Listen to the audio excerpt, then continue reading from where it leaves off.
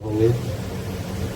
एक 1972 में जो अलवर संघ की स्थापना की गई थी, उस संघ की स्थापना में जो डेयरी बनी थी, एक लंबे समय से हम इस विषय को कहते आ रहे थे और हमने कहा भी था कि अलवर की डेयरी की क्षमता को बढ़ाया जाएगा, नया प्लांट बनाया जाएगा। हम राजस्थान के मुख्यमंत्री भजन लाल जी का आभार व्यक्त करते हैं कि उन्होंने 250 करोड़ रुपए राजस्थान सरकार और एनडीडीबी से हमें आवंटित करवाए और एक अत्याधुनिक 3.5 लाख लीटर पर डेली की कैपेसिटी के हिसाब से और ऐसी डेयरी जिसमें अच्छा घी, अच्छा कलाकंद, अच्छा दही तो रहेगा ही, उसके साथ भविष्य में अच्छी चीज़, चॉकलेट्स और डेयरी के और भी बाय प्रोडक्ट बनेंगे। डेयरी में अभी जो 16,649 समितियां हैं, उनका भी विस्तार करने के लिए हम पूरी तरीके से प्रतिबद्ध हैं। माननीय गृह मंत्री जी इसकी आधारशिला रखेंगे।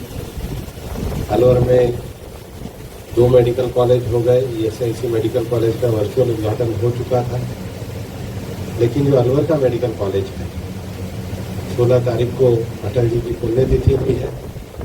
राजस्थान सरकार ने इसका नाम अटल बिहारी वाजपेयी मेडिकल कॉलेज रखने का तय किया है, उसका भी लोकार्पण होगा।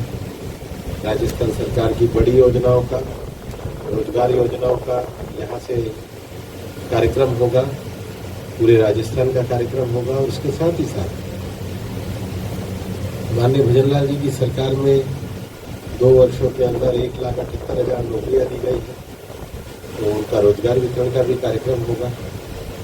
अलवर के लिए दृष्टि से बड़ा कार्यक्रम है। अलवर के विकास की दृष्टि का जो विजन हमने रखा था कि सबसे पहले कनेक्टिविटी जुड़नी चाहिए, तो आपको पता ही है कि अब एक्सप्रेस वे से सीधा अलवर का कनेक्टिविटी हो ही रहा है और यहीं से पनियाला मोड़ की भी कनेक्टिविटी का कार्य हो गया है। हमारा जो सरिस्का का एलिवेटेड रोड है, उसकी भी फॉरेस्ट स्वीकृति वगैरह की जो प्रक्रिया है वो चालू है। अभी बीच में जो अपना नीलकंठ महादेव से लेकर के जो बाकी रोड्स थे, उनकी भी स्वीकृति हो गई है, शिलान्यास हुआ है। ERC योजना पे भी कार्य चल रहा है।